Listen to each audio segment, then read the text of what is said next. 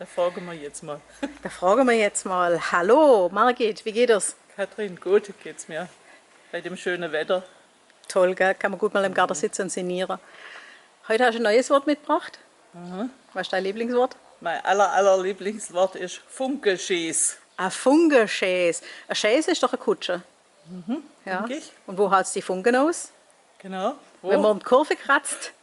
Ja, vielleicht. Oder das ist halt, wo es Funke schlicht. Ja. Also, löse es auf. Strampe. Eine Strampe, eine Straßenbahn. Ich muss die Genau. Straßenbahn noch kriegen. Genau. Und bloß der Fünfer bringt mich heim. Ja, das hat der Wolle schon gewusst. Genau. Also, Also in Stuttgart hat man immer gesagt Funkelschieß, weil das alle so gefallen hat und weil die früher die Straßenbahnen in Stuttgart so toll waren. So luftig, weil die ja offen waren an der Seite und manchmal hat es eben oben in der Oberleitung blitzt, die Funke ausgeschlagen. Und also alle, wo ich kenne, alle alte Stuttgarterinnen, die freuen sich immer, wenn man über die Straßenbahn schwätzt. ja.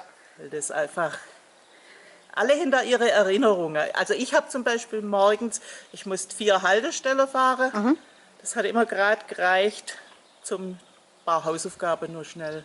Ah, auf der letzte Drücker. Von der, die ist vor mir eingestiegen in der Haltestelle, die hat immer alles gehört. Ah, super. Das war dann geschickt. Ich bin am Schwanenplatz eingestiegen und dann hat es immer gereicht bis zum Friedhof. So. Nützliche Allianz hast du da gehabt, schon in der Schule. Naja, also für alle Fächer ging es nicht, aber für manche halt, die mir nicht so kläge sind, wie Französisch zum Beispiel. Ah ja oder gut, so. sowas kommt vor.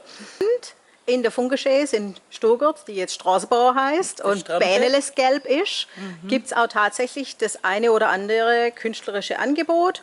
Wendet euch vertrauensvoll an Dr. Google oder das Internet. Ne, da findet ihr manches raus.